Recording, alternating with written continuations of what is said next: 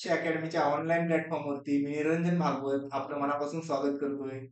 तर मित्रांनो, आज आपण सायन्स हा विषय शिकणार आहोत. सायन्स या विषयातील अतिशय महत्त्वाचा असा घटक ज्याच्यापासून आपण सायन्स या विषयाला सुरुवात करणार आहे, तो म्हणजे पेशी, सजीवांचे एकक. म्हणजे एक मिनिट मित्रांनो. आजचा टॉपिक आहे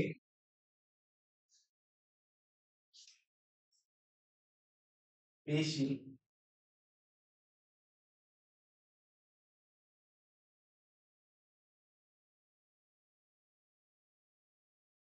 सजीवांचे एकक. पेशीला इंग्लिशमध्ये सेल म्हणतात, हे तुम्हा सर्वांना माहिती आहे. आता आपण सुरुवात करूया आपल्या टॉपिकला.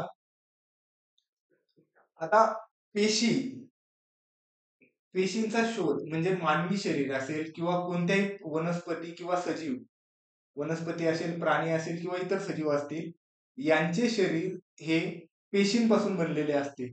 म्हणजे पेशी हा फंडामेंटल युनिट आहे एखाद्या सजीवाच्या शरीरातील. फंडामेंटल युनिट कोणतं असेल तर ते पेशी आहे. आता पेशीचा शोध आहे ना, पेशीचा शोध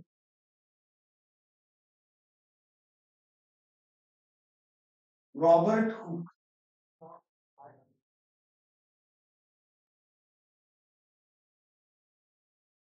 पेशीचा शोध रॉबर्ट हुक या शास्त्रज्ञांनी लावला. आता पेशीला काय म्हणतात, तर आपल्या शरीरातील रचनात्मक व कार्यात्मक एकक आहे पेशी. पेशी काय आहे? शरीराचे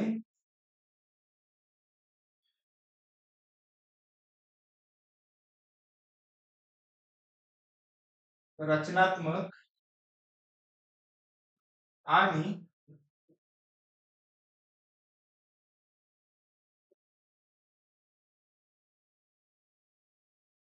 कार्यात्मक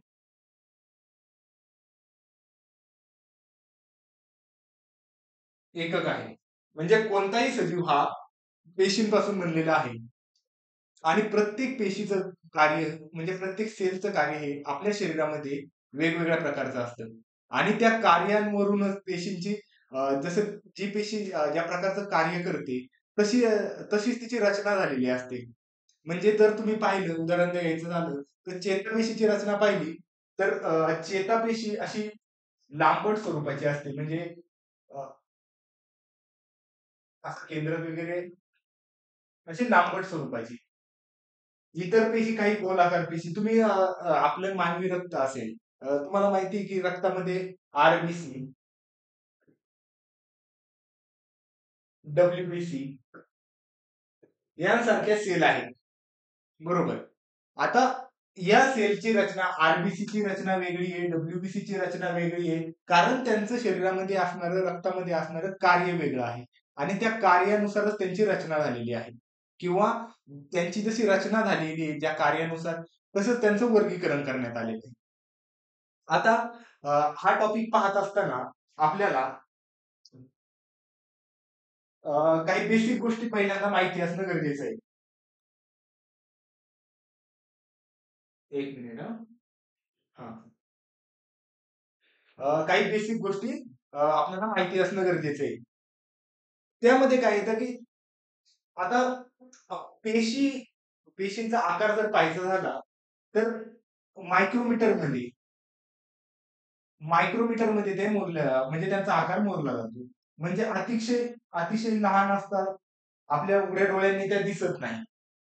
मग आपल्याला त्यांचं अस्तित्व कसं जाणवलं, म्हणजे over the period of time जेव्हा पहिल्यांदा सूक्ष्मदर्शिकेचा शोध लागला त्यावेळेस शास्त्रज्ञांनी सूक्ष्मदर्शिकेच्या माध्यमातून विविध सजीवांतील पेशींची रचना अभ्यासली आणि मग त्यांना पेशीचा शोध लागला. म्हणजे पेशी आपल्याला दिसण्यासाठी सर्वात पहिल्यांदा आवश्यक काय होतं, तर सूक्ष्मदर्शिकेचा शोध लागला. त्याच्यानंतर कंपाऊंड मायक्रोस्कोपचा शोध लागला. त्याच्यानंतर इलेक्ट्रॉन मायक्रोस्कोपचा शोध लागला. म्हणजे जसा जसा आधुनिकता वाढत गेली, काळ पुढे गेला तसा म्हणजे पहिल्यांदा सूक्ष्मदर्शिका असेल, त्याच्यानंतर कंपाऊंड मायक्रोस्कोप असेल, नंतर इलेक्ट्रॉन मायक्रोस्कोप असेल, यांचे शोध लागत गेले. आणि जसे जसे यांचे शोध लागत गेले तशी ज्या सेल आहेत त्यांचा इन डिटेल अभ्यास आपल्याला म्हणजे शास्त्रज्ञांना अ, अ, करता येऊ लागला. म्हणजे काय झालं की पहिल्यांदा अ, सूक्ष्मदर्शिकेच्या माध्यमातून पेशींची रचना दिसली सायंटिस्टला. नंतर काय झालं की इलेक्ट्रॉन मायक्रोस्कोप सारखे इन्स्ट्रुमेंटचा शोध लागल्यामुळे काय झालं की ह्या सेलमध्ये म्हणजे आपण इथं मायक्रोमीटर मध्ये सेलची साईज आहे आणि जे सेल ऑर्गनेल्स आहेत म्हणजे जे सेलमध्ये जे त्याचे सेल अवयव आहेत, पेशीचे अवयव आहेत, हे त्यांची साईज होती की नॅनोमीटर मध्ये. इलेक्ट्रॉन मायक्रोस्कोपच्या माध्यमातून त्यातल्या आतले सेल ऑर्गनेल्स पाहण्यास मदत झाली आणि त्याचा अभ्यास पुढे डेव्हलप होत गेला. आता हे पाहत असताना आपल्याला प्रमुख 3 सायंटिस्ट पाहिजेत पहिल्यांदा.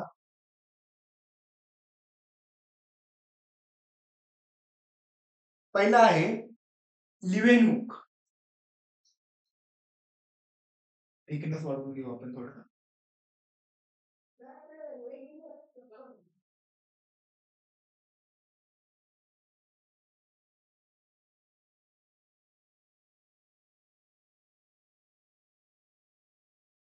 लिवेनहुक. आता लिवेनहुक किंवा लुवेनहुक असं बोलतात.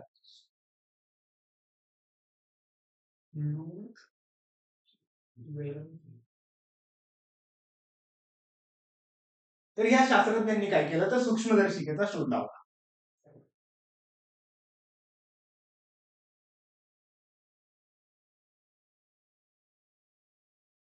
बरोबर. आता सूक्ष्मदर्शिकेचा शोध लावला आणि त्या माध्यमातून सायंटिस्ट लिव्हनहुक यांनी काय केलं की जिवंत पेशींचा पहिल्यांदा अभ्यास केला. म्हणजे सूक्ष्मदर्शिकेच्या माध्यमातून जिवंत पेशी पाहिल्या आणि जिवंत पेशींचा अभ्यास केला. आता दुसरा महत्वाचा सायंटिस्ट आहे तो म्हणजे रॉबर्ट हुक. आपण पाहिलाच की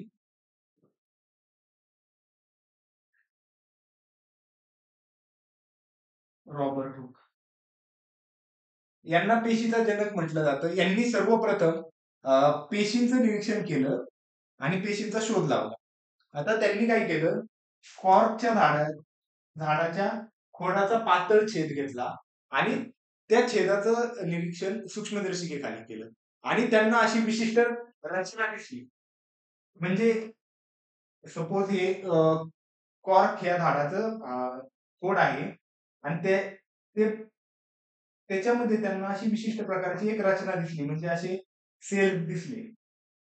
म्हणजे असे चौकोन चौकोन सेल्स म्हणजे काय, अशा छोट्या छोट्या खोल्या दिसल्या, कप्पे दिसले.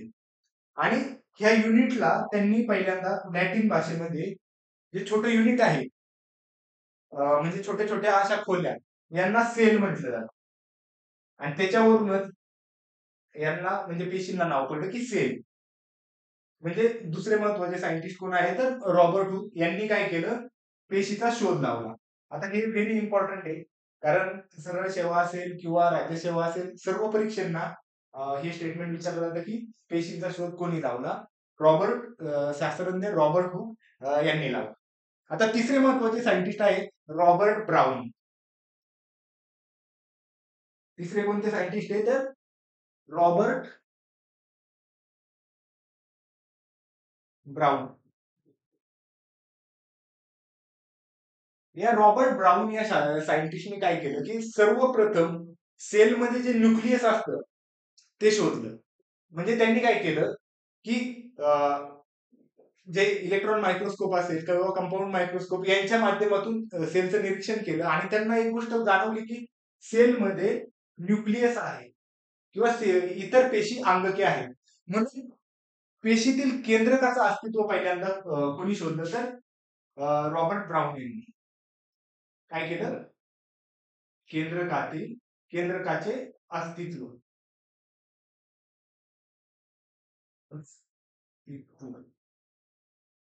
बरोबर. म्हणजे पेशींमध्ये केंद्रक आहे हे सर्वात प्रथम कोणी शोधलं, रॉबर्ट ब्राउन यांनी. आपण सायंटिस्ट लक्षात ठेवायचे सुरुवातीला.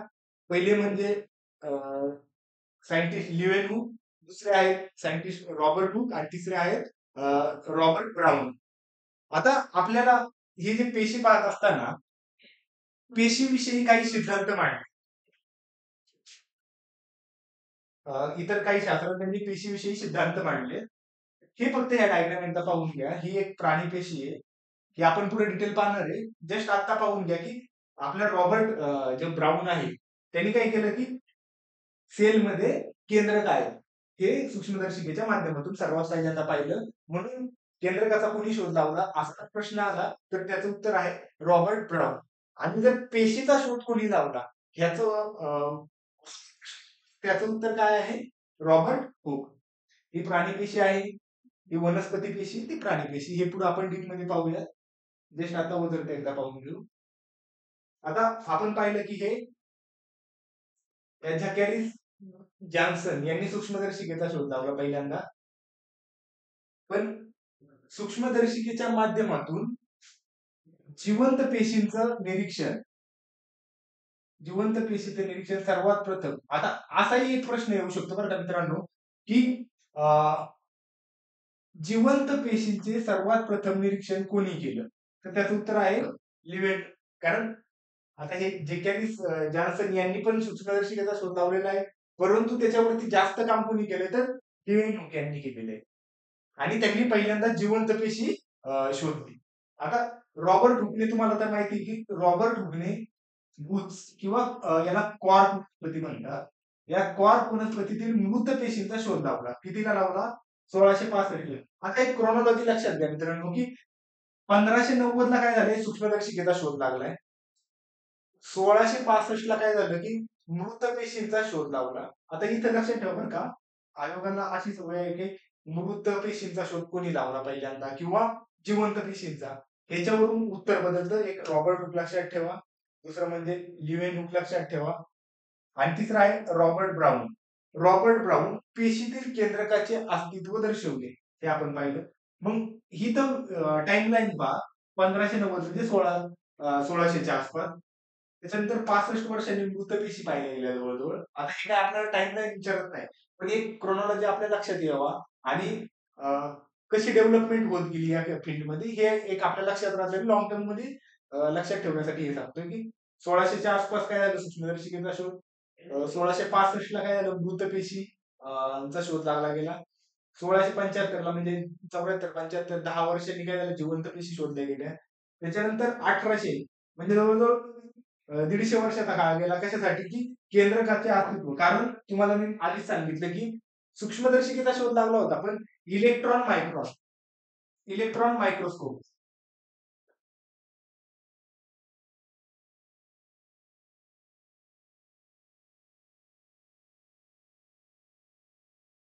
कारण 19व्या शतकात काय झालं इलेक्ट्रॉन मायक्रोस्कोपचा शोध लागला आणि ज्याच्या माध्यमातून आपण नॅनोमीटर पर्यंत म्हणजे अति सूक्ष्म जे जीवाणू विषाणू किंवा त्यांचे ऑर्गनेल्स असतील. आता तुम्हाला माहिती का व्हायरसची साईज ही म्हणजे इतर पेशीपेक्षाही अतिशय लहान असते म्हणजे नॅनोमीटर मध्ये असते आणि ते पाहायचं काम कशाच्या माध्यमातून झालं तर इलेक्ट्रॉन मायक्रोस्कोपच्या माध्यमातून झालं. आता हे काही जास्त महत्वाचं नाही यासाठी. तुम्ही हे 3 सायंटिस्ट लक्षात ठेवायचे. हे 3 महत्वाचे. प्रश्न आला सायंटिस्ट वरती तर या तिघांवरतीच येईल. बाकी इतर याच्यावरती येणार नाही. पुढची स्लाइड पाहूया आपण. आता जे पेशीच्या संदर्भात आहे ना सेल विषयीचे सिद्धांत.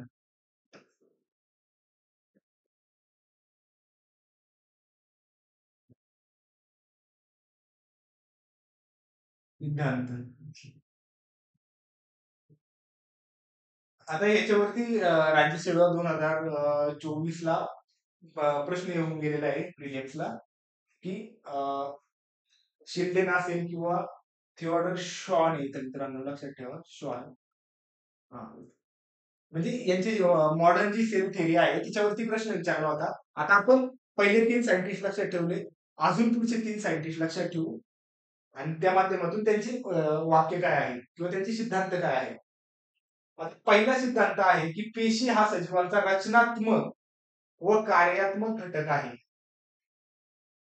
हा कोणी मांडला? तर सायंटिस्ट शिंदे यांनी मांडला 1838ला. हे साल काही जास्त महत्वाचं नाही, पण शिंदे यांनी कोणता सिद्धांत मांडला की पेशी हा सजीवांचा रचनात्मक व कार्यात्मक घटक आहे. दुसरा सिद्धांत मांडला थिओडोर शॉन यांनी. त्यांनी काय मांडलं की वनस्पती असो वा प्राणी, सर्व सजीवे अनेक पेशींनी बनलेले आहेत. म्हणजे वनस्पती असो किंवा प्राणी असो, हे सजीव आहे ना, एकापेक्षा जास्त पेशींनी बनलेले आहेत. हे कुणी मांडलं? थिओडोर शॉन यांनी. तर शिल्डर यांनी काय मांडलं की पेशी हा सजीवांचा रचनात्मक आणि कार्यात्मक घटक आहे. आता तिसरा सिद्धांत विर्शॉ यांनी मांडला, सायंटिस्ट विर्शॉ यांनी, की सर्व पेशींचा जन्म हा त्यांच्या आधीच्या अस्तित्वात असलेल्या पेशींपासून होतो. याचा अर्थ काय आहे की एखादी पेशी आहे, तिच्या पेशी विभाजनातून दुसऱ्या पेशीची निर्मिती होते. हे कोणाला म्हणायचे? विर्शॉ यांना. म्हणजे विर्शॉ यांचं म्हणणं काय आहे की सर्व पेशींचा जन्म हा आधीच्या अस्तित्वात असलेल्या पेशींपासूनच झालेला आहे. आता हे 3 सिद्धांत आपल्याला लक्षात ठेवायचे. हे स्टेटमेंट आहे असे विचारले जातात आणि ह्या 3 सायंटिस्टनी मिळून हे त्यांनी सेपरेट सेपरेट स्टेटमेंट आणलेले. एकानी 1838ला, 1839ला आणि 1855ला. आता हे सर्व सिद्धांत मिळून पुढे मॉडर्न सेल थेअरी मांडली गेली. हा, म्हणजे हे तिन्ही सिद्धांताचा एक क्रक्स काढला तर आधुनिक पेशी सिद्धांत जो मांडला गेला त्याची गृहीतके तयार होतात. आता याच्यावरती प्रश्न राज्यसेवेला विचारला गेला होता. आपण ही गृहीतके आता पाहूयात. आता पहिलं तर तुम्हाला माहिती आहे की पहिलं गृहीतक काय आहे की सर्व सजीव हे पेशींपासून बनलेले असतात. काय? सर्व सजीव हे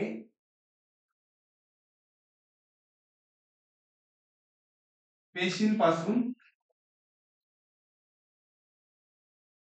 बनलेले असतात. बरोबर? आधुनिक पेशी सिद्धांताचं पहिलं गृहीतक काय मित्रांनो? तर सर्व सजीव हे पेशींपासून बनलेले असतात. आता दुसरं गृहीतक काय आहे की पेशी हा सजीवांचा रचनात्मक व कार्यात्मक घटक आहे. पेशी हा सजीवांचा रचनात्मक व कार्यात्मक घटक आहे. दुसरा काय आहे सिद्धांत? तर गृहीतक काय आहे की पेशी हा सजीवांचा रचनात्मक व कार्यात्मक घटक आहे. आता तुम्हाला माहिती आहे हे कोण म्हणलेलं की सायंटिस्ट शिल्डन यांनी म्हटलं होतं. बरोबर?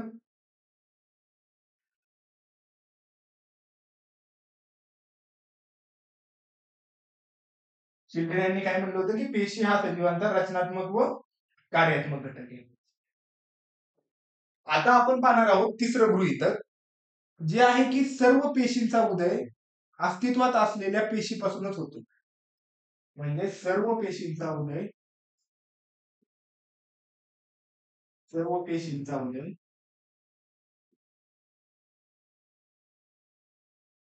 अस्तित्वात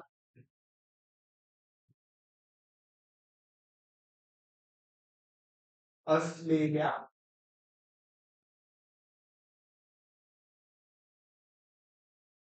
पेशींपासून होतो. म्हणजे कसा होणार की पेशी विभाजनाच्या माध्यमातून काय होणार की पेशींचा उदय होणार. म्हणजे नवीन पेशींची निर्मिती कशी होणार? तर पेशी विभाजनाच्या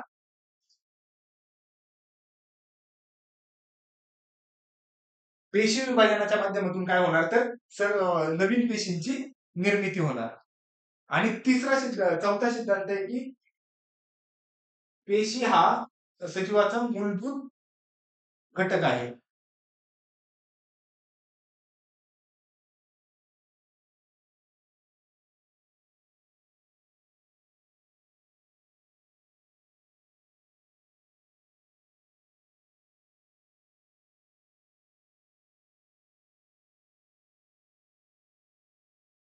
बरोबर? ही 4 गृहीतके अतिशय महत्वाची आहे. म्हणजे हे तर तुम्ही पाहिलं तर हे वीरशॉ यांनी मांडलेलं आहे. कोणतं? हे स्टेटमेंट जे आहे, वीरशॉ यांनी हे सिद्धांत मांडला होता. म्हणजे जे आपण आधीचे जे सायंटिस्ट पाहिले होते, शेल्डन असेल, थिओडर शॉन असेल किंवा आपल्या वीरशॉ असेल, ह्या सर्वांची जी सिद्धांत होते, ते सर्व सिद्धांतांची म्हणजे सिद्धांत मिळून आधुनिक पेशी सिद्धांताची गृहीतके बनलेली. आता हे इम्पॉर्टंट टॉपिक आहे मित्रांनो, कारण याच्यावरती राज्यसेवा प्रिलिम्सला प्रश्न येऊन गेलाय, कंबाईनला देखील प्रश्न अपेक्षित आहे. त्यामुळं पीवायक्यू नीट पाहून घ्या. प्रश्न काय विचारलाय, उत्तर काय दिलंय, हे जर नीट पाहिलं तर म्हणजे हमखास मार्क मिळून जातील. आता आपल्याला पुढचा टॉपिक पाहायचा आहे. हे आपण आधुनिक पेशी सिद्धांताची गृहीतके पाहिली. आता ऍक्च्युअल आपण पेशींची रचना, सेलची रचना कशी असते हे पाहणार आहोत. आता ही एक बेसिक डायग्राम आहे सेलची. आता सेल पाहत असताना म्हणजे पेशीची रचना पाहत असताना पेशीचा जर आकार जर तुम्ही पाहिला तर 0.1 मायक्रोमीटर पासून तर 18 सेंटीमीटर पर्यंत, म्हणजे एक मिनिट, हा 0.1 मायक्रोमीटर पासून तर सुमारे 18 सेंटीमीटर पर्यंत, म्हणजे हे मायक्रोमीटर पासून 18 सेंटीमीटर पर्यंत पेशींचा आकार आहे. म्हणजे काय आहे की पेशींचा आकार, ज्या प्रकारचं पेशी कार्य करते त्यानुसार पेशीचा आकार ठरलेला आहे. म्हणजे याचं उदाहरण जर पाहिजे झालं तर शामृगाचं अंड हे आहे ते 18 सेंटीमीटर जवळजवळ व्यासाचं आहे, की जे एकपेशी आहे. आणि जर इतर पाहिले तर डब्ल्यूबीसी, आरबीसी असतील किंवा इतर काही पेशी आहे ज्यांचा आकार 0.1 मायक्रोमीटर इतका कमी आहे. आणि पेशी मोजण्याचं जे एकक आहे, पेशींचा आकार मोजण्याचं एकक आहे ते मायक्रोमीटर. म्हणजे मायक्रोमीटर या युनिटमध्ये पेशी मोजली जाते. त्याला असं लिहिलं जातं म्युएम, म्हणजे 10⁻⁻6. आलं लक्षात? आता तुम्ही पाहिलं की सर्वात मोठी पेशी मी सांगितली की शामृगाचं अंड, तर सर्वात छोटी पेशी कोणती असेल तर मायकोप्लाझ्मा गॅलिपसेप्टियम. मायको, म्हणजे ह्या काही फॅक्ट्स आहे.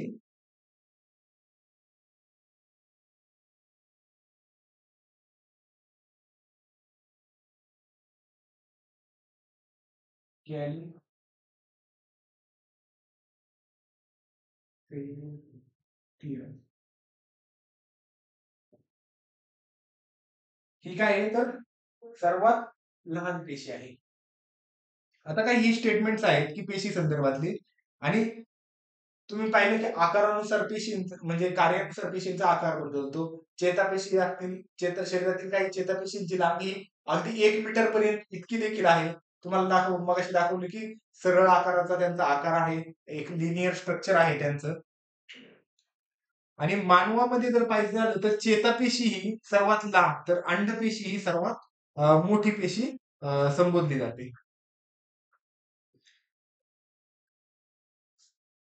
हे झालं पेशीचा आकाराविषयी. आता आपण पाहूयात पेशीची रचना आणि पेशीचे भाग. आता पेशीचे भाग पाहत असताना पेशीचे 4 मुख्य भाग पडतात. पहिला आहे म्हणजे सेल वॉल. सेल वॉल किंवा त्याला म्हणतात पेशी भित्तिका.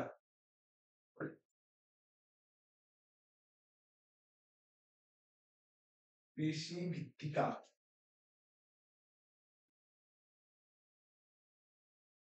दुसरा आहे प्रद्रव्य पटल.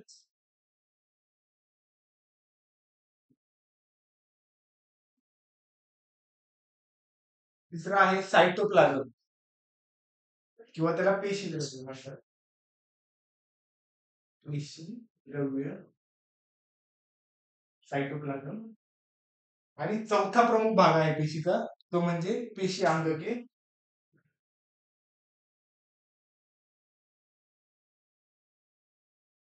किंवा सेल ऑर्गनेल्स, म्हणजे पेशीचे जे अवयव आहेत तो पेशीचा चौथा भाग आहे. आता आपण काय करूयात की हे जे पेशीचे प्रमुख चार भाग आहेत हे वन बाय वन डिटेल मध्ये पाहून घेऊ. पहिला आहे सेल वॉल. आता सेल वॉल म्हटल्यावर तुमच्या लक्षात आलं असेल की हे आउटर लेअर आहे, बरोबर. सेल वॉल म्हणजे कोणतीही पेशी असली तर तिच्या बाहेरचं जे आवरण असेल त्याला सेल वॉल म्हणू शकतो. परंतु प्राणी पेशीमध्ये सेल वॉल अब्सेंट असते. आता हे आपण पुढे पाहूया. पण ही आहे वनस्पती पेशीची एक डायग्राम आहे. इथं आपण पाहू शकतो की आतमध्ये एक केंद्रक आहे. हे काय आहे? केंद्रक आहे, न्यूक्लियस, मायटोकॉन्ड्रिया वगैरे हे सेल ऑर्गनेल्स आहे. आता तुम्हाला माहिती की वनस्पती पेशीमध्ये रिक्तिका चा आकार मोठा असतो, त्यामुळे काय होतं की केंद्रक बाजूला सारलं जातं थोडं. हे आपण पुढे डिटेल पाहूया. पण आता आपण काय पाहतोय की सेल वॉल हे जे दिसतंय ना तुम्हाला, येलोइश असं थोडं, हे आउटर लेअर जे आहे हे त्या ठिकाणी सेल वॉल आहे. आता सेल वॉल मुख्यतः वनस्पती पेशींमध्ये आढळते किंवा असते.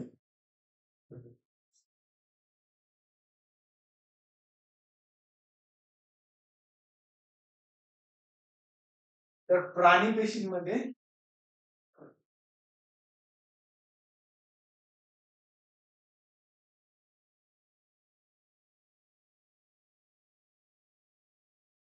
सेल वॉल त्या ठिकाणी अब्सेंट असते.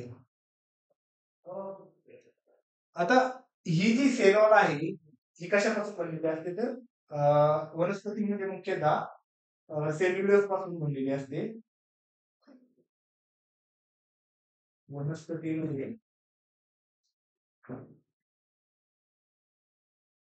सेल्युलोज जी कवके आहेत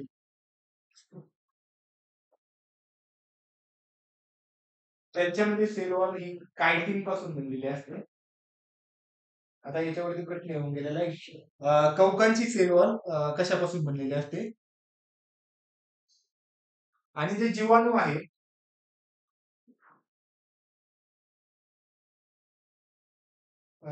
त्यांची सेल वॉल म्युरॅमिक ऍसिड पासून.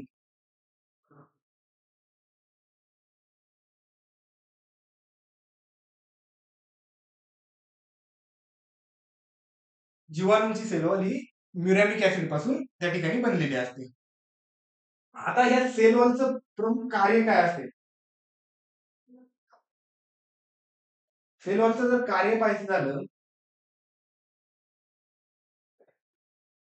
कारण जे पेशीमध्ये जे पेशीचे जे अवयव आहे किंवा जे पेशीची रचना आहे त्या पेशीमध्ये आढळणाऱ्या प्रत्येक घटकाचं काहीतरी कार्य असतं आणि ते त्या ठिकाणी अतिशय महत्वाचं असतं. त्या कार्यावरूनच त्या घटकाला एक त्याची ओळख मिळालेली असते. आता सेल वॉलचं कार्य काय असेल तर पेशींचं संरक्षण करणे,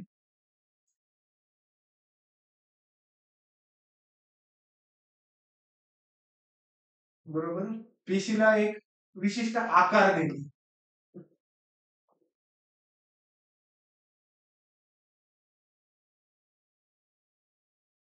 बरोबर. सेल वॉलचं प्रमुख कार्य काय आहे तर पेशीला पेशीचं संरक्षण करणे आणि पेशीला एक विशिष्ट आकार देणे.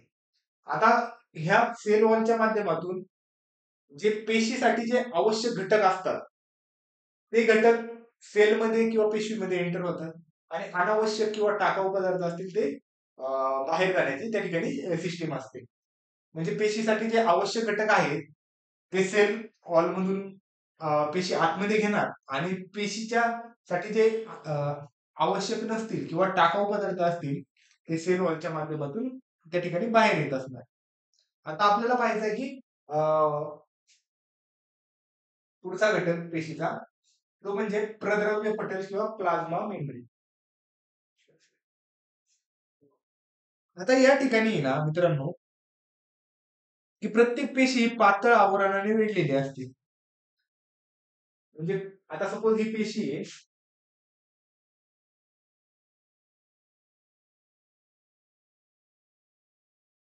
आता वनस्पती पेशीमध्ये तुम्ही पाहिलं की बाहेर सेल वाले, प्राणी पेशीमध्ये डायरेक्ट प्लाझ्मा मेम्ब्रेन आहे. बरोबर? आणि प्लाझ्मा मेम्ब्रेन मी काय केलेलं असतं की एक हे प्लाझ्मा मेम्ब्रेन एक पातळ आवरण असतं.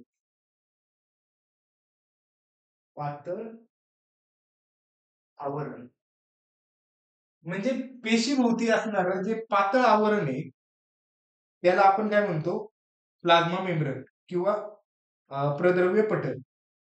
आणि हे काय करतं? आतील घटकास आहे ना, जे पेशीमध्ये असणारे जे आतील घटक आहेत, विविध सेल ऑर्गनेल्स असतील, त्यांचे अवयव असतील किंवा सायटोप्लाझम किंवा त्याला आपण काय म्हणतो? अ, म्हणजे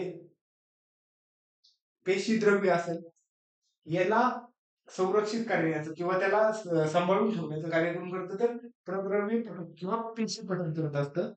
आतील घटकात बाहेरील पर्यावरणापासून आतील घटकाचे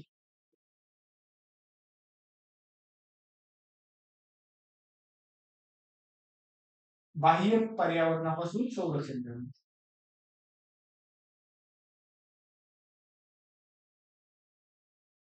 संरक्षण किंवा रक्षण करणं. बरोबर? एक मिनिट मित्रांनो.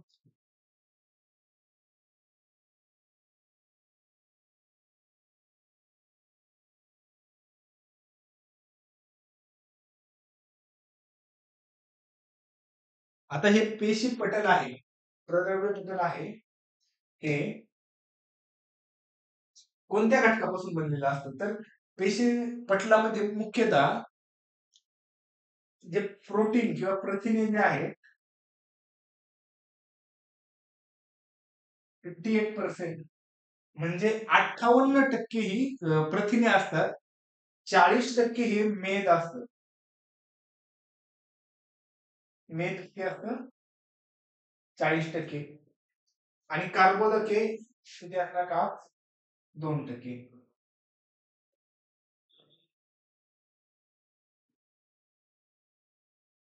म्हणजे हे पेशीपटल पेशीपटलामध्ये 58% हे प्रथिने असणार, 40% मेद आणि 2% कर्बोदके. म्हणून याला काय म्हटलं जातं की मेदमय समुद्रात तरंगणारे प्रथिनांचे हिमनग. मेदमय समुद्रात तरंगणारे प्रथिनांचे हिमनग काय म्हणतात? मेदमय एक मिनिट मेदमय समुद्रात तरंगणारे प्रथिनांचे मेदमय समुद्रात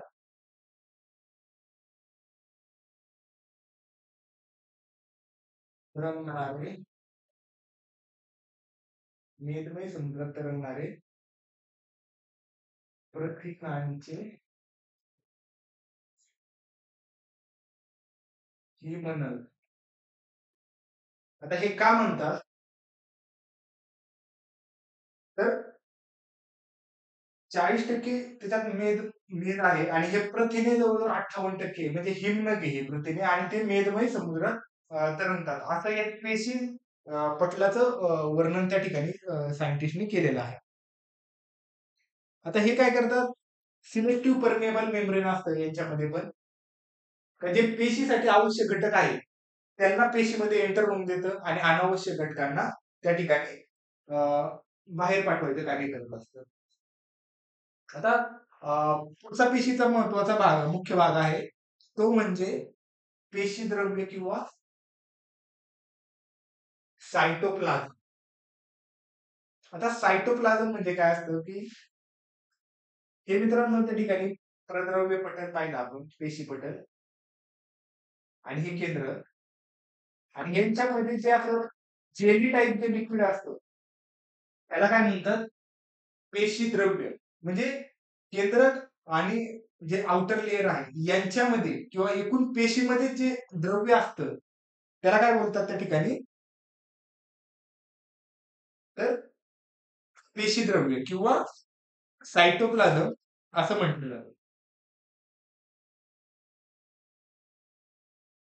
यामध्ये काय होतं, या पेशी द्रव्यामध्ये काय होतं, की ज्या पेशीमध्ये ज्या विविध रासायनिक अभिक्रिया घडतात, ज्या माध्यमातून पेशी अन्न तयार करते किंवा इतर काही विकर स्रवते किंवा काही चयापचय घडतं. ते कशाच्या माध्यमातून ज्या सर्व रासायनिक अभिक्रिया घडतात ना, सर्व रासायनिक अभिक्रिया पेशीमध्ये घडणाऱ्या सर्व रासायनिक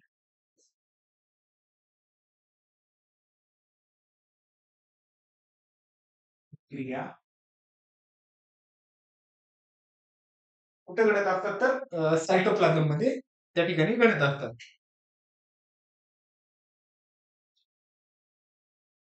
आणि पेशीमध्ये जे अॅमिनो ऍसिड असेल किंवा विविध एन्झाईम्स असतील, यांना स्टोअर करायचं कार्य देखील कोण करतं, तर सायटोप्लाझम किंवा पेशीद्रव्य करत असतं.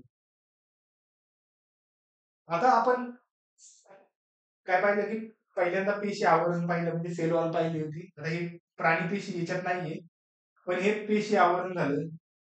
दुसरा महत्वाचा भाग काय पाहिला, की सायटोप्लाझम, बरोबर.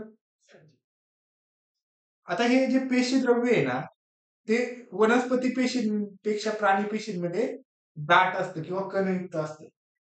सायटोप्लाझम आहे ना, प्राणी पेशींमध्ये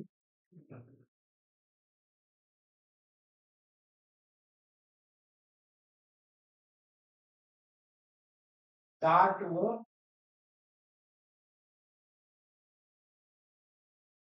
कणयुक्त असतं. ही स्टेटमेंट या ठिकाणी लक्षात ठेवायची, की प्राणी पेशीमध्ये वनस्पती पेशींच्या तुलनेमध्ये सायटोप्लाझम हे जास्त कणयुक्त आणि दाट असतं किंवा जास्त कणयुक्त असतं.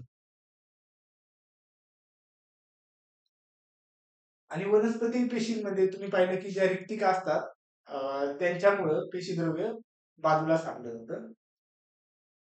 तर पुढचा पेशीचा भाग पाहूया आपण. चौथा प्रमुख भाग आहे पेशीचा, ते म्हणजे सेल ऑर्गनेल्स किंवा पेशी अंगके. आता आपण पाहतो, की त्या ठिकाणी आपल्या आपण शरीराचे जे विविध अवयव आहेत, जसे आपल्याला हात असेल, पाय असेल, फुफ्फुस असेल, हृदय असेल, हे काय झाले, मेंदू असेल, हे पेशीचे अवयव म्हणजे आपल्या शरीराचे प्रमुख अवयव झाले. आणि त्या अवयवांचं कार्य काय आहे, की हालचालीत मदत करणे किंवा त्यांचं काहीतरी विशिष्ट कार्य आहे, फंक्शनिंग असेल, फुफ्फुसाचं काहीतरी कार्य आहे, हृदयाचं काहीतरी कार्य आहे, मेंदूचं काहीतरी कार्य आहे. तसेच त्याच प्रकारे अगदी पेशीमध्ये देखील आहे ना, पेशीचे काही अवयव असतात, त्यांना काय म्हणतात, पेशी अंगके किंवा सेल ऑर्गनेल. आणि त्या प्रत्येक ऑर्गनेल्सचा किंवा प्रत्येक अवयवाचं काहीतरी विशिष्ट कार्य असतं. आणि त्या विशिष्ट कार्याच्या माध्यमातून आहे ना, पेशीची वाढ असेल, संरक्षण असेल किंवा विभाजन असेल, या गोष्टी घडत असतात. त्यामुळे जे सेल ऑर्गनेल्स आहेत, हे अतिशय महत्वाचे आहेत. जसे आपल्या शरीरातील अवयव आपल्यासाठी महत्वाचे आहे, आणि त्याचप्रमाणे सेल ऑर्गनेल्स पेशीसाठी महत्वाचे असतात. आता जे पेशी अंगके आहेत, ते प्रमुख अंगके कोणती, तर केंद्र, ज्याला न्यूक्लियस म्हणतात, आंतरद्रव्य जालिका, एंडोप्लाझ्मिक रेटिक्युलम ज्याला म्हणतात, गॉल्गी काय, ज्याला गॉल्गी ऍपरेटस म्हणतात, लयकाइका म्हणजे लायसोसोम, तंतुकणिका ज्याला माइटोकॉन्ड्रिया म्हणतात, लवके ज्याला प्लास्टिड्स, आणि रिक्तिका, ही काही पेशीचे प्रमुख अंगके आहेत. आणि पेशीसाठी हे अतिशय आवश्यक आहे, पेशीच्या वाढीसाठी, तिच्या विभाजनासाठी किंवा तिच्या ओव्हरऑल फंक्शनिंगसाठी हे पेशी अंगके अतिशय महत्वाचे आहे. आता आपण यातली पेशी अंगके वन बाय वन पाहायला चालू करूया. ही पेशी अंगके पाहत असताना अतिशय महत्वाचं म्हणजे आपल्या शरीरात जर सर्वात महत्वाचा अवयव कोणता असेल, तर मेंदू. कारण मेंदूचं कार्य काय आहे, की शरीरावरती नियंत्रण ठेवणे, सर्व ज्या आपल्या हालचाली असतील किंवा जे काही मेटाबॉलिझम असेल किंवा आपली वाढ असेल किंवा सर्व गोष्टी असतील, त्याचं नियंत्रण ठेवण्याचं जी सुप्रीम पॉवर आहे, ती कोणाकडे आहे, तर मेंदूकडे. म्हणजे मेंदू हा शरीराचा अतिशय महत्वाचा भाग आहे. तर त्याचं जर पाहिलं तर सेलच्या केंद्र जे आहे किंवा न्यूक्लियस हे पेशीचा मेंदू म्हटलं तरी हरकत नाही. कारण पेशीसाठी अतिशय महत्वाचा सेल ऑर्गनेल किंवा अवयव कोणता असेल तर तो आहे न्यूक्लियस किंवा त्याला आपण केंद्रक असं म्हणतो. आता ही आहे वनस्पती पेशी, ही प्राणी पेशी. आता याच्यात ढोबळमानाने डिफरन्स काय दिसतो तर इथं सेल वॉल आहे, इकडे सेल वॉल ऑब्सेंट आहे. आता आपण काय पाहतोय केंद्रक. आता केंद्रकाची पोझिशन जर पाहिजे झाली तर प्राणी पेशीमध्ये ना साधारणतः न्यूक्लियस हे सेलच्या मध्यभागी असतं. तेच जर आपण वनस्पती पेशीचा विचार जर केला तर वनस्पती पेशीमध्ये न्यूक्लियस हे थोडं कडेला किंवा बाजूला सारलं जातं. कशामुळे तर वनस्पती पेशीमध्ये ह्या रिक्तिका असतात. रिक्तिका ही व्याख्यान जागा असते, मोकळी पोकळ जागा असते, ह्या पोकळ्या असतात. यांच्यामुळे काय होतं की न्यूक्लियस एका बाजूला सारलं जातं. म्हणजे वनस्पती पेशी आणि प्राणी पेशी मधल्या न्यूक्लियस मध्ये हा बेसिक डिफरन्स असा आहे की जे वनस्पती मधले पेशी मधलं न्यूक्लियस आहे ते एका बाजूला सारले जातं. आता न्यूक्लियस आहे ना पेशी विभाजनात अतिशय महत्वाचा रोल प्ले करतं. पेशी विभाजनात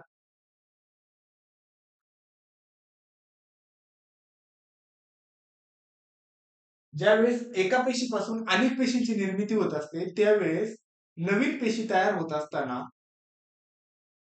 न्यूक्लियस अतिशय महत्वाचा रोल प्ले करतं. न्यूक्लियसचं डिवायडेशन होतं, मल्टिप्लिकेशन होतं आणि नवीन पेशींची निर्मिती होते. म्हणजे पेशी विभाजनामध्ये न्यूक्लियस जर सहभागी नाही झालं तर नवीन पेशीची निर्मितीच होऊ शकत नाही किंवा झाली तर त्याला काय अर्थ राहणार नाही. कारण म्हणजे मेंदूविना शरीर अशी गोष्ट होईल ती. म्हणून पेशी विभाजनासाठी अतिशय महत्वाची कोणती गोष्ट असेल तर ते न्यूक्लियस आहे आणि पेशीच्या सर्व क्रियांचे नियंत्रण या ठिकाणी न्यूक्लियस करतं आणि न्यूक्लियस हे डबल लेअरनी आच्छादलेलं किंवा वेष्टिलेलं असतं. केंद्रकावरती दुहेरी आवरण असतं.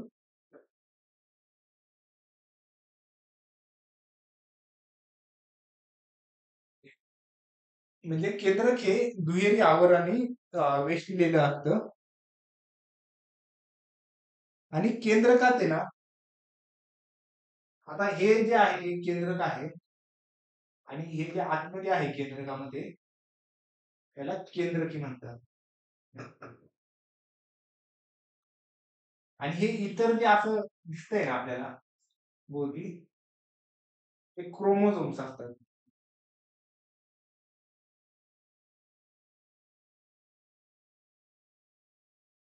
म्हणजे न्यूक्लियस मध्ये काय असतं की केंद्रकीय असते आणि क्रोमोझोम्स हे न्यूक्लियसचे महत्वाचे तसे भाग आहे. केंद्रकाचे केंद्रकीय आणि रंगसूत्रांचे जाळे ज्याला क्रोमोझोम किंवा नेटवर्क ऑफ क्रोमॅटिन फायबर्स म्हणतात. त्याला काय म्हणतात क्रोमोझोम किंवा क्रोमोझोम्स किंवा काय म्हणतात त्या ठिकाणी रंगसूत्राचे जाळे. रंगसूत्राचे जाळ. आता जे रंगसूत्राचे जाळे आहे त्याच्यामध्ये डीएनए, आरएनए किंवा जी अतिशय इसेन्शियल जी माहिती असते पेशी संदर्भातली, तिच्या कार्यासंदर्भातली ती त्या ठिकाणी स्टोअर केलेली असते क्रोमोझोमच्या माध्यमातून. हे आपण पाहिलं की आणि हे दोन्ही वनस्पती पेशी आणि प्राणी पेशी दोन्हीमध्ये सुद्धा उपस्थित असतं. आता आपण पेशीची कार्य पाहूया. कार्य कोणती पेशीची याची पेशीमध्ये असलेल्या न्यूक्लियसची कार्य. पेशीच्या चयापचयावर नियंत्रण ठेवणे. प्रमुख कार्य काय असेल न्यूक्लियसचं तर पेशीच्या चयापचयावरती नियंत्रण ठेवणे. हे पाहिलं आपण की पेशी विभाजनामध्ये भाग घेणे किंवा पेशी विभाजनास मदत करणे. आणि तिसरं आहे अनुवंशिक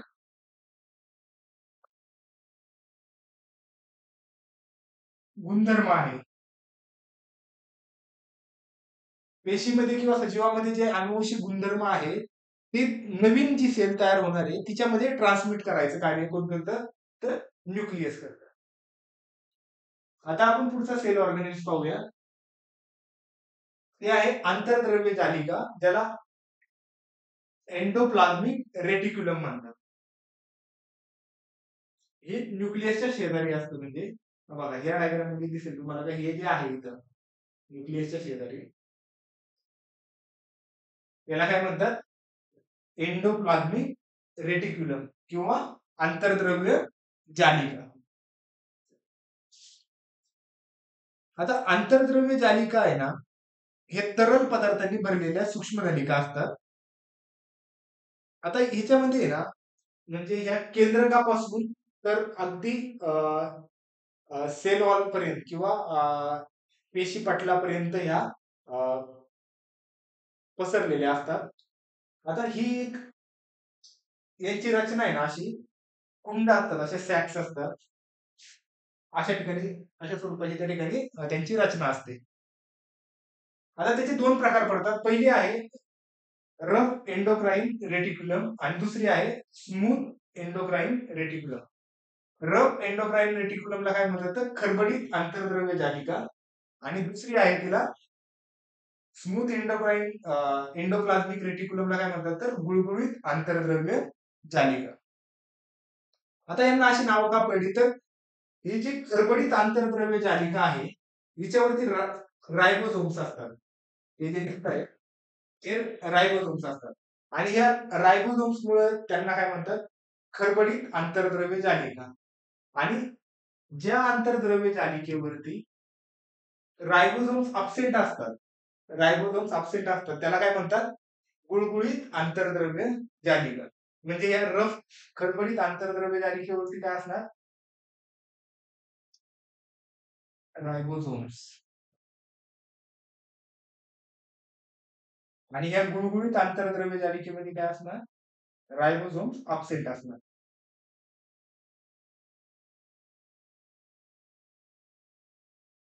रायबोसोम्स अब्सेंट असणार. आता जी खरबडीत आंतरद्रव्य जालिका आहे ही काय करते, प्रथिनांचे संश्लेषण करते.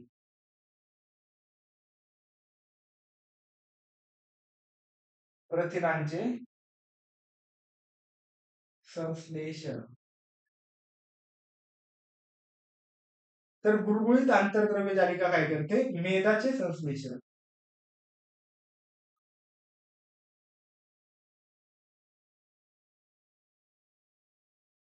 बरोबर. म्हणून खरबडीत आंतरद्रव्य जालिकेला काय म्हणतात, तर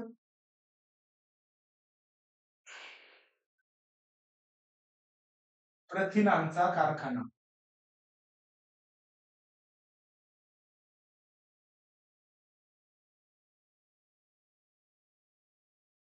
तर गुळगुळीत आंतरद्रव्य जालिकेला काय म्हणतात, मेदाचा कारखाना.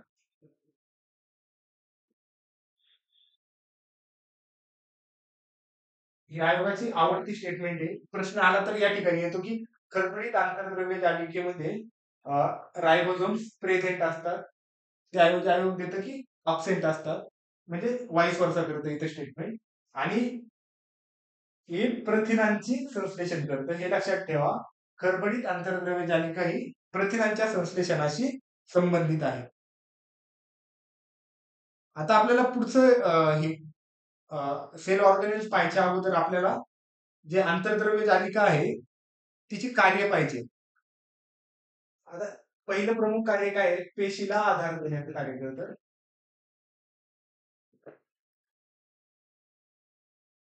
आंतरद्रव्य जालिका काय करते, पेशीला आधार देण्याचं कार्य करते. दुसरं काय आहे, मेदाचे व आपण पाहिलं प्रथिनांचे संश्लेषण करते. मेद असतील किंवा प्रथिने असतील यांचं संश्लेषण करते. आणि तिसरं आहे की विषारी पदार्थ पेशीतून बाहेर टाकण्याचं कार्य करते.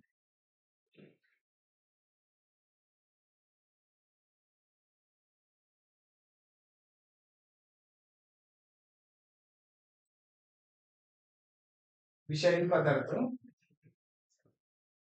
पेशीतून बाहेर टाकण्याचं कार्य त्या ठिकाणी अंतर्द्रव्य जालिका करत असते. आता आपल्याला पुढचं सेल ऑर्गॅनिल्स पाहायचंय. ते आहे गॉल्गी काय, ज्याला गॉल्गी ॲपरेटस असं देखील म्हटलं जातं. आता गॉल्गी ॲपरेटसची ही या ठिकाणी डायग्राम आहे. आता हे नाव असं का दिलं असेल तर केमिलो गॉल्गी, केमिलो गॉल्गी या शास्त्रज्ञांनी याचा शोध लावला. त्यांच्या याच्यावरून या सेल ऑर्गॅनिल्सला गॉल्गी ॲपरेटस असं नाव दिलं. आता हे गॉल्गी ॲपरेटस अशा सॅक्स पासून बनलेलं असतं. ह्या ज्या दिसतात ना तुम्हाला, याला सॅक म्हणतात. आणि ह्या अशा 5 ते 8 सॅक मिळून गॉल्गी ॲपरेटस त्या ठिकाणी बनलेलं असतं. आता गॉल्गी ॲपरेटस मध्ये काय असतं, म्हणजे याच्यामध्ये ज्या सॅक्स असतात त्याच्यामध्ये विविध विकरे असतात, ज्याला आपण एन्झाईम म्हणतो. बरोबर, हे विकरे असतात. आणि या गॉल्गी ॲपरेटसला अतिशय महत्वाचं म्हणजे याला पेशीचा रासायनिक कारखाना असं म्हटलं जातं. पेशीचा रासायनिक कारखाना कोणाला म्हटलं जातं? पेशीचा रासायनिक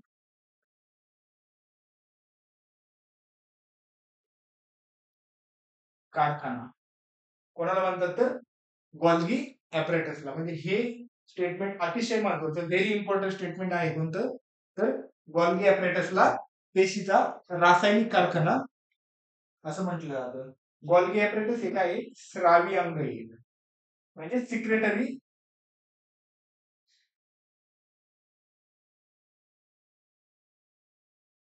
स्रावी, पेशीचं एक स्रावी अंग आहे, म्हणजे पेशीचं एक सिक्रेटरी ऑर्गन आहे. आणि विकरे आणि मेद यांचं अपेक्षित ठिकाणी वहन करण्याचं कार्य देखील गॉल्गी ॲपरेटस करतं. तसेच पेशी भित्तिका असेल, सायटोप्लाझम असेल, यांच्या निर्मितीमध्ये सुद्धा गॉल्गी काय त्या ठिकाणी सहभागी असतं. आता आपण पुढचं सेल ऑर्गॅनिल्स पाहूयात. ते आहे लयकालिका, याला लायसोसोम्स काय म्हणतात त्या ठिकाणी, याला लयकालिका किंवा लायसोसोम्स. आता ही लायसोसोम आहे ना, हे अतिशय महत्वाचं आहे. ही सिंगल ऑल, म्हणजे सिंगल मेम्ब्रेन असतं, याला सिंगल वॉल मेम्ब्रेन असतं. म्हणजे एकच आवरण असतं, एकेरी आवरणाने वेष्टलेलं हे सेल ऑर्गॅनिल्स आहे. म्हणजे याच्यामध्ये एकेरी आवरण असतं.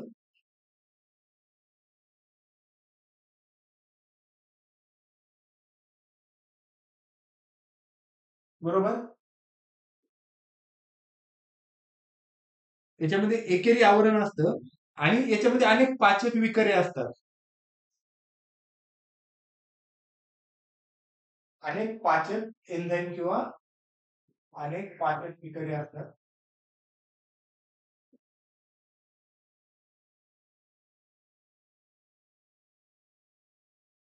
आणि ह्याचं प्रमुख कार्य काय आहे त्यांचं, की सेलमध्ये तयार होणारे जे वेस्ट असेल किंवा नको असलेले पदार्थ असतील, त्यांचं त्यांना नष्ट करण्याचं कार्य कोण करतं तर त्या ठिकाणी लयकालिका करत असतात. म्हणून त्यांना विल्हेवाट लावणारी संस्था म्हणतात. काय म्हणतात? विल्हेवाट लावणारी संस्था. बरोबर. अजून काही केलं काय नाव आहे, उद्ध्वस्त करणारे पथक किंवा आत्मघातकी पिशव्या. उद्ध्वस्त उद्ध्वस्त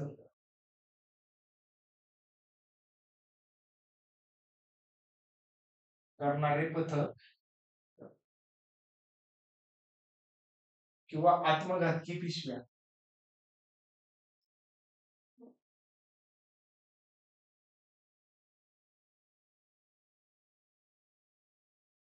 अशा विविध नावाने कोणाला ओळखलं जातं? लयकालिकेला ओळखलं जातं. कारण तिचं कार्य काय आहे, की शरीरामध्ये ज्या जीर्ण व कमजोर पेशी अंगके असतील किंवा कचरा असेल, त्यांना नष्ट करण्याचं कार्य कोण करतं? तर हे लयकालिका करीत असतं. त्यांना सुसाईड बॅग्स असं देखील म्हणतात. आणि उपासमारीच्या काळात लयकालिका पेशीत साठवलेल्या, म्हणजे ज्यावेळेस स्टार्वेशन होतं किंवा उपासमारीचा काळ असतो त्यावेळेस आपल्या पेशीमध्ये जे साठवलेलं मेद असेल किंवा प्रथिने असेल यांच्या माध्यमातून ऊर्जा निर्मितीचं कार्य कोण करतं? तर लायसोसोम. इतर वेळी कोण करत असतं ऊर्जा निर्मितीचं कार्य? हे आपण पुढच्या सेल ऑर्गॅनिजमला पाहणार आहे, ते म्हणजे मायटोकॉन्ड्रिया. बरोबर? हा, म्हणजे मायटोकॉन्ड्रियाला पेशीचं ऊर्जा घर, पेशीचे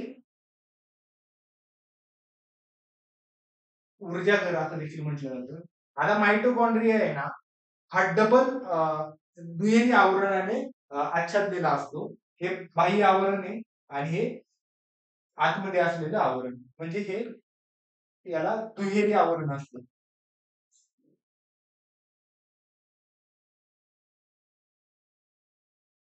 आपण लय काय काय पाहिलं, की लय काय एकेरी आवरण असतं, तर मायटोकॉन्ड्रियाला तंतुकणिकेला हे दुहेरी आवरण असतं. आणि तंतुकणिका काय करतात, तर पेशीमध्ये जे ऊर्जा निर्मितीचं कार्य करत असतात, यांची एकूण संख्या ही 50 पासून तर अगदी 5,000 इतकी असं म्हणजे एका पेशीमध्ये असू शकते. 50 ते 5,000पर्यंत देखील यांची संख्या असू शकते. आणि यांचं प्रमुख कार्य काय आहे त्या ठिकाणी? पेशीसाठी ऊर्जा निर्मिती करण्याचं कार्य आहे. आता वनस्पती पेशींमध्ये आहे ना, वनस्पती पेशींमध्ये या तंतुकणिकांची संख्या ही प्राणी पेशींच्या तुलनेत कमी असते. म्हणजेच काय, तर प्राणी पेशींमध्ये तंतुकणिकांची संख्या ही वनस्पती मध्ये असलेल्या तंतुकणिकांपेक्षा जास्त असते. बरोबर? आणि जे आपल्या शरीरामध्ये ज्या आरबीसी असतात, हे फॅक्ट एक लक्षात ठेवा, ज्या आरबीसी असतात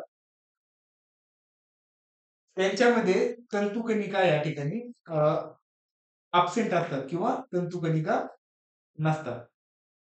आणि तंतुकणिकांना ऑक्सिशोषणाचे रचनात्मक व कार्यात्मक एकक देखील म्हटलं जातं.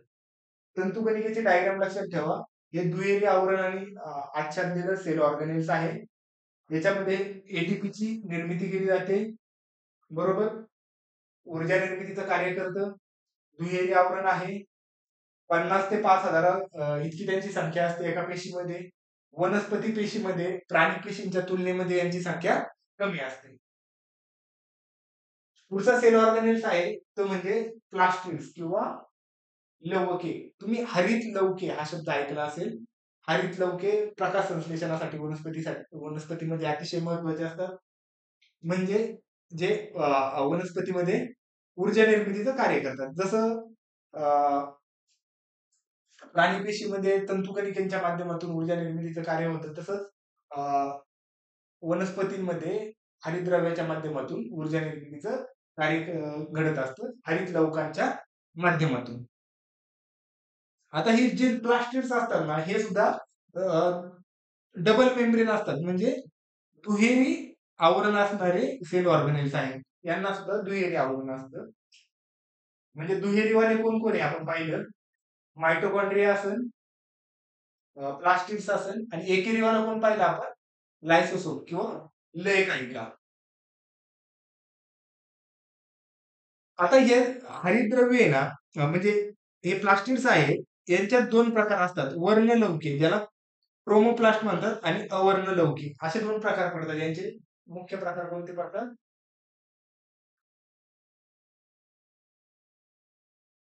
वर्णलौकिक आणि दुसरा आहे अवर्णलौकिक.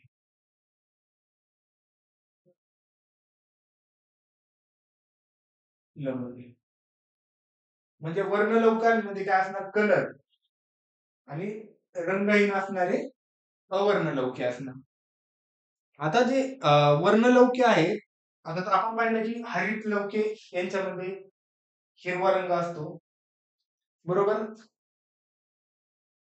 तसेच जे कॅरोटीनमुळे आहे ना भगवा रंग प्राप्त होतो आणि झॅन्थोफिलमुळे पिवळा रंग आणि बिटालिन्समुळे काय होतं की गडद गुलाबी किंवा बीटरूटचा जो रंग असतो तसा बिटालिन्समुळे काय होतं गडद गुलाबी रंग त्या ठिकाणी प्राप्त होतो. यांना काय म्हणतात वनस्पतीचे ऊर्जा कारखाने.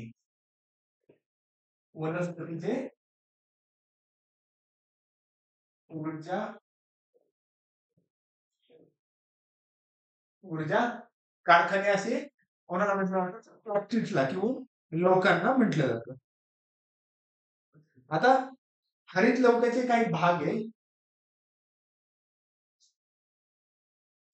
आता इथे तुम्ही पाहिलं की हे दुहेरी आवरण याला हे आउटर मेम्ब्रेन आहे आणि हे इनर मेम्ब्रेन आणि याच्यात थॅलोकॉइड्स असतात. हे जे दिसत आहेत असे कॉलम सारखे हे थॅलोकॉइड्स आणि अनेक थॅलोकॉइड्स मिळून काय होतं ग्रॅनम तयार झालेलं असतं. ते आपण पुढे पाहू. हरित लवकाचे मुख्य भाग कोणते? पहिला प्रमुख भाग आहे पिठिका ज्याला स्ट्रोमा म्हणतात आणि दुसरा आहे ग्रॅनम ज्याला तरंगक असे म्हणतात. आता जे स्ट्रोमा जे आहे किंवा ज्याला पिठिका म्हणतात ते प्रकाश संश्लेषणासाठी आवश्यक असणारे विकरे डीएनए रायबोझोम्स आणि पिष्टमय पदार्थांचे हे कण असतात. म्हणजे काय काय असतात? डीएनए रायबोझोम्स पिष्टमय पदार्थ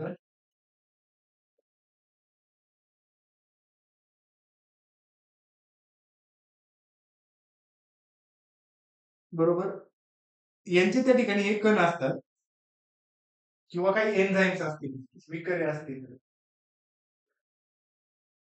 या स्ट्रोमामध्ये असतात आणि जे ग्रॅनम असतात ना ते थॅलोकॉइड्स पासून बनलेले असतात. म्हणजे आता पाहिलं आपण हे थॅलोकॉइड्स आहे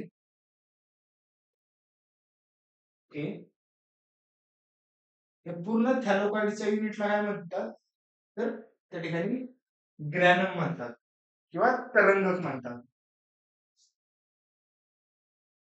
आणि या ग्रॅनम मध्ये काय होतं की जे क्लोरोफिल व इतर प्रकाश संश्लेषी जे वर्णके आहेत त्यांच्यात ते असतात. बरोबर म्हणजे या अनेक थॅलोकॉइड्स म्हणून काय कशाची निर्मिती होते? अनेक थॅलोकॉइड्स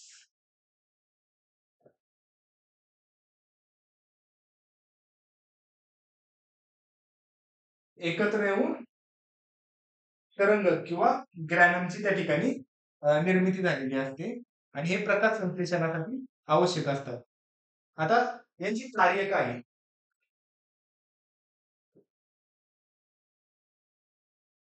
हे काय करतात सनलाईट किंवा सौर ऊर्जेचे सौर ऊर्जेचे रासायनिक ऊर्जेत रूपांतर करतात. सौर ऊर्जेचं रासायनिक ऊर्जेत रूपांतर करण्याचं कार्य कोण करत तर हरित लवके त्या ठिकाणी करत असतात. तसेच फळे व फुलांना रंग प्राप्त करून देणे काय करतात? फळे फुलांना फळे फुले आणि यांना रंग प्राप्त करून देणे पिष्टमय पदार्थाची निर्मिती करणे. बरोबर ही कशाची कार्य आहे तर लवकांची किंवा हरित लवकांची कार्य आहेत. तसेच ते मेद व प्रथिनांचे संश्लेषण किंवा साठा देखील त्या ठिकाणी करत असतात. पुढचं सेल ऑर्गॅनेल्स आहे. लवकांची कार्य पाहिजे आपण काय काय होते ते पिष्टमय पदार्थाची निर्मिती असेल रासायनिक ऊर्जेत रूपांतर सौर ऊर्जेचा असेल किंवा फळाफुलांना जो रंग असतो तो प्राप्त करून देण्याचं कार्य करतात. आता पुढचं आहे सेल ऑर्गॅनेल ते म्हणजे रिक्तिका ज्याला व्हॅक्युअल्स असं म्हणतात. आता हे व्हॅक्युअल्सच्या बाबतीत सांगायचं झालं तर वनस्पती पेशींमध्ये आहे ना ही वनस्पती पेशीची डायग्राम आहे.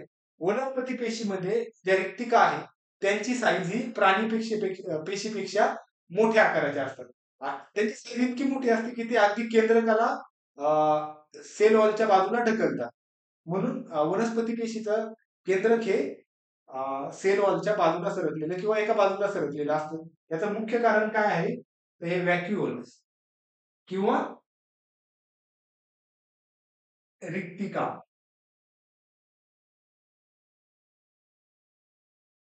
किंवा काय आहे? रिक्तिका.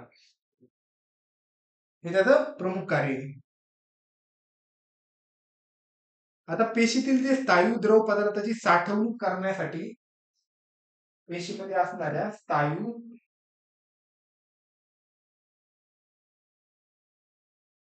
द्रव पदार्थांची साठवणूक करणे कोण करतं? तर रिक्तिका या ठिकाणी करत असतात. आपण पाहिले की प्राण्यांमध्ये याचा आकार रिक्तिकेचा आकार प्राणी पेशीमध्ये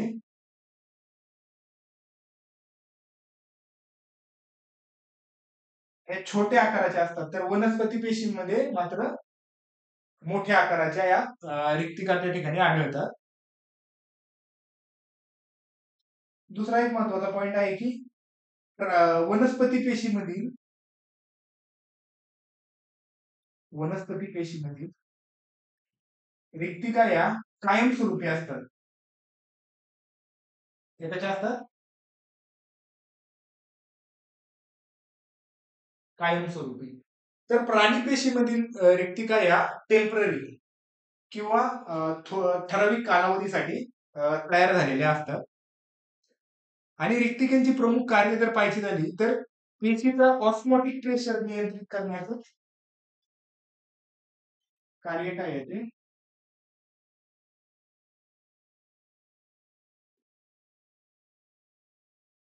ऑस्मोटिक प्रेशर नियंत्रित करण्याचं कार्य या ठिकाणी रिक्तिका करत असतात.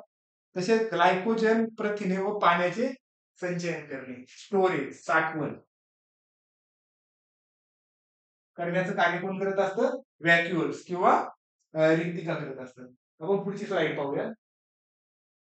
आता आपण काय पाहिलं की सेलचे प्रमुख भाग पाहिले 4. तसेच त्याच्यामध्ये सेलचे पहिला काय होता? सेल वॉल, सेल पेशी पटल, तिसरा सायटोसोल्स म्हणजे पेशी द्रव्य, चौथे होते सेल ऑर्गनेल्स. त्याच्यामध्ये आपण 7 सेल ऑर्गनेल्स पाहिले, केंद्रकापासून तर अगदी रिक्तिकेपर्यंत. आता आपण पेशीचे मुख्य 2 प्रकार पाहणार आहोत.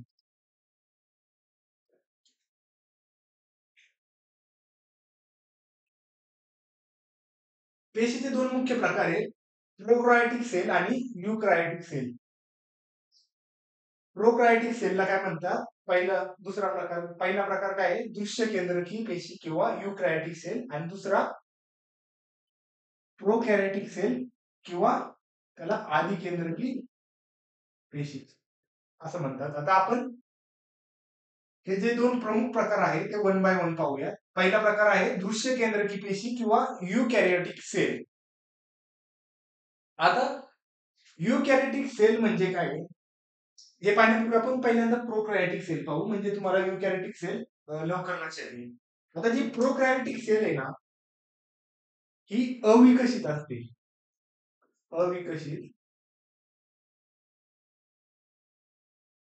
अविकसित प्रकारची सेल असते. तसेच हिचे जे केंद्रक आहे, केंद्रक किंवा इतर जे सेल ऑर्गनेल्स आहेत ते विशिष्ट आवरणाने आच्छादलेले किंवा झाकलेले नसतात. केंद्रक किंवा इतर हे सेल ऑर्गनेल्स हे विशिष्ट आवरणाने किंवा त्यांच्यावरती विशिष्ट आवरण नसतं, म्हणूनच ते थोडे अविकसित स्वरूपाचे हे असतात, पेशी असतात. या अत्यंत साध्या पेशी असतात आणि अंगकाभोवती आवरण नसते. केंद्र किंवा इतर अंगकाभोवती आवरण नसते. हा अतिशय महत्वाचा आहे, का जे पेशी अंगके आहेत त्यांच्याभोवती आवरण नसतं. कशामध्ये? प्रोकॅरियोटिक सेल मध्ये. आणि याचं बेस्ट एक्झाम्पल कोणतं असेल तर ते आहे जीवाणू. जीवाणू पेशी या अविकसित असतात. त्यांच्या केंद्रकाभोवती विशिष्ट असं आवरण नसतं, किंवा जे इतर सेल ऑर्गनेल्स असतील त्यांच्यावरती विशिष्ट आवरण नसतं. आता आपण हे जीवाणूचं स्ट्रक्चर पाहतोय. ही डायग्राम आहे. याच्यामध्ये हे केंद्रकामध्ये जे असायला पाहिजे होते ऍक्च्युली, म्हणजे केंद्रकाला एक आवरण नाहीये. हे न्यूक्लियर्स आहे ना सगळे, असे डीएनए असतील वगैरे, हे काय झालेले असे डिस्पर्स झालेले, आणि म्हणजे याला सुविशिष्ट असं केंद्र वेल डिफाईन न्यूक्लियस नाहीये. आणि इतर जे सेल ऑर्गॅनिल्स आहेत त्यांना असं विशिष्ट आवरण नाही, म्हणून ह्या अविकसित आहेत, म्हणून त्यांना प्रोकॅरियोटिक सेल म्हणतात. आणि त्यांचं बेस्ट एक्झाम्पल कोणतं आहे?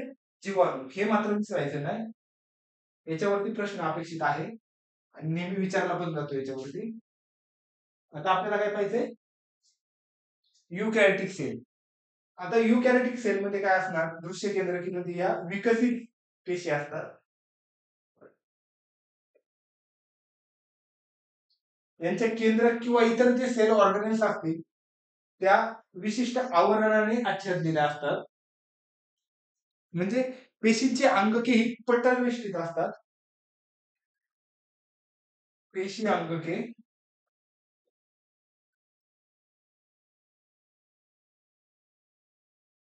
पटलवेष्टित पटल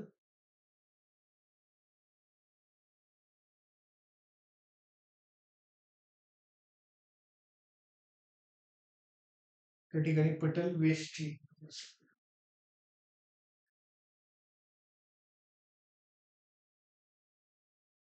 असतात. प्रोकॅरियोटिक मध्ये आपण काय पाहिलं होतं की पेशी अंगके ही पटलवेष्टित नसतात. आता ही दृश्य केंद्रकी पेशी या विकसित असतात. पेशी अंगके ही पटलवेष्टित असतात. यांच्यामध्ये सुस्पष्ट केंद्रक पटल व केंद्रकी केंद्रक द्रव्य म्हणजे वेल डिफाईन्ड न्यूक्लियस असतं. काय असतं? वेल डिफाईन्ड न्यूक्लियस या ठिकाणी या दृश्य केंद्रकी पेशींमध्ये असतं. आणि याच्यामध्ये क्रोमोझोम्स किंवा गुणसूत्रे ही एकापेक्षा जास्त आधी गुणसूत्र असतात. गुणसूत्रे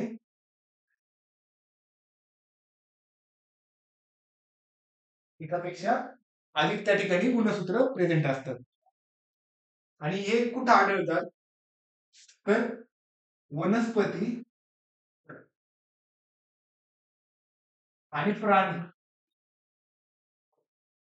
वनस्पती आणि प्राणी यांच्या ज्या पेशी आहेत या दृश्य केंद्रकी किंवा युकॅरियोटिक सेल आहेत. अगदी अमिबाची पेशी सुद्धा ही युकॅरियोटिक सेल आहे. प्रोकॅरियोटिक सेलचं एक्झाम्पल आपण जीवाणू हे लक्षात ठेवायचं. इतर उरलेले सर्व जे सजीव आहेत त्यांच्यामध्ये साधारणतः ही युकॅरियोटिक किंवा दृश्य केंद्रकी पेशी त्या ठिकाणी सापडते. आता आपण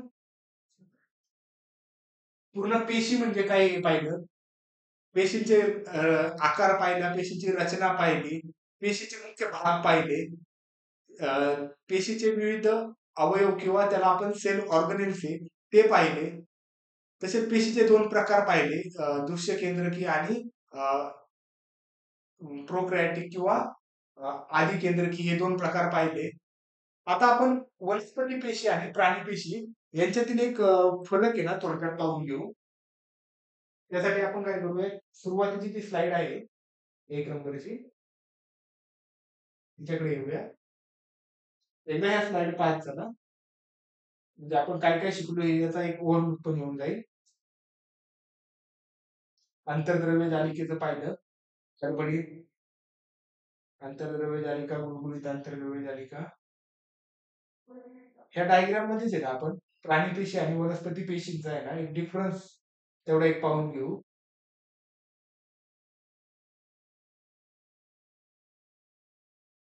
हे पेशीचे आपण आधुनिक सिद्धांत पाहिले होते, पेशीविषयीचे शास्त्रज्ञ पाहिले होते आपण, पहिल्यांदा ती नंतर ती. आता या ठिकाणी ही वनस्पती पेशी आणि तिकडे प्राणी पेशीची या दोन डायग्राम आहेत. आता आपण काय करूया, त्यांच्यातला डिफरन्स आहे ना थोडक्यात पाहून घेऊ. डिफरन्सचा पहिला मुद्दा आहे सेल वॉल.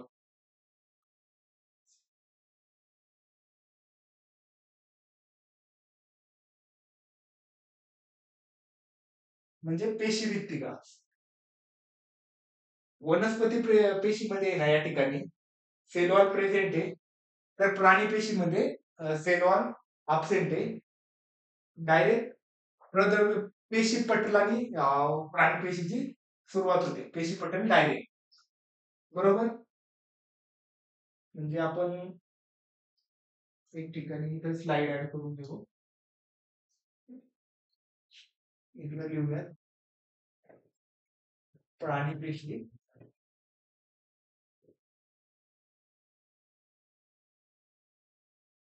वनस्पती पेशी. पहिला मुद्दा होता की सेल वॉल. प्राणी पेशीमध्ये सेल वॉल त्या ठिकाणी काय पाहिजे तुम्ही की अब्सेंट आहे. वनस्पती पेशीमध्ये सेल वॉल प्रेझेंट आहे. बरोबर. दुसरा मुद्दा आहे त्या ठिकाणी आकार. आता डायग्राम पाहून घेऊ आपण. आता साधारणतः जी वनस्पती पेशी आहे तिचा आकार साधारणतः चौकोनी आहे, आणि जी प्राणी पेशी आहे तिचा आकार हा अनियमित. म्हणजे आता हे उदाहरणार्थ तुम्हाला इथं आयताकृती दिसत असेल, पण आपण चेतापेशी पाहिली जे लांबट आकाराची आहे, किंवा प्लेटलेट्स असतील, किंवा शामृगाचा अंडा असेल, त्या ही पेशींची उदाहरणं आहेत. प्रत्येक पेशी तिच्या ज्या पद्धतीने शरीरात कार्य करते त्यानुसार तिची रचना ही वेगवेगळी असते. त्यामुळं प्राणी पेशी जे आहे त्यांचा आकार अनियमित. तर वनस्पती पेशींचा आकार हा साधारणतः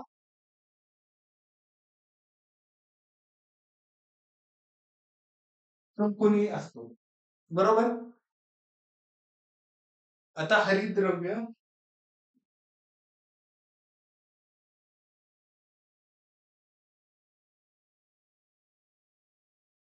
हरितद्रव्य प्राणी पेशीमध्ये अब्सेंट असतो, वनस्पती पेशीमध्ये मात्र हरितद्रव्य प्रेझेंट असतो. चौथा मुद्दा रिक्तिका. आता तुम्ही पाहिलं असेल बघा की प्राणी पेशीमध्ये रिक्तिका असल्या तर त्या टेम्पररी असतात किंवा लहान असतात. रिक्तिका लहान असतात किंवा टेम्पररी असतात. तर वनस्पती पेशीमध्ये रिक्तिका या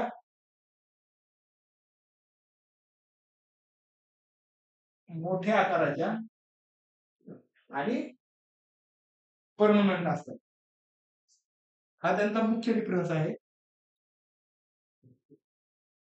पाचवा मुख्य डिफरन्स आहे अन्न साठवण.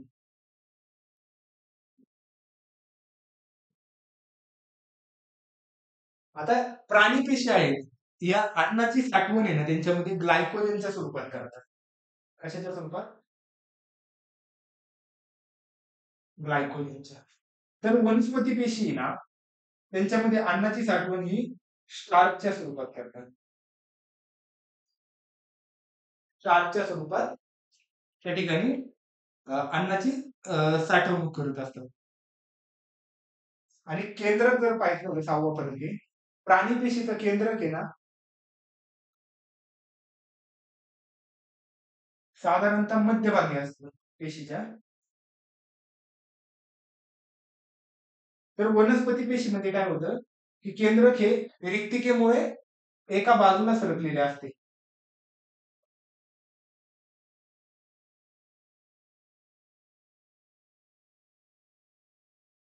इथं केंद्रक हे मध्यभागी आहे, तर वनस्पती पेशीमध्ये केंद्रक ह्या रिक्तिकेमुळे एका बाजूला सरकलेलं आहे.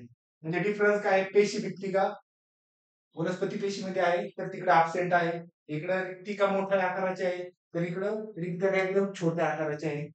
ही डायग्राम तुम्ही नीट पाहून घेतली तर तुमचे डिफरन्स इथं क्लिअर होते.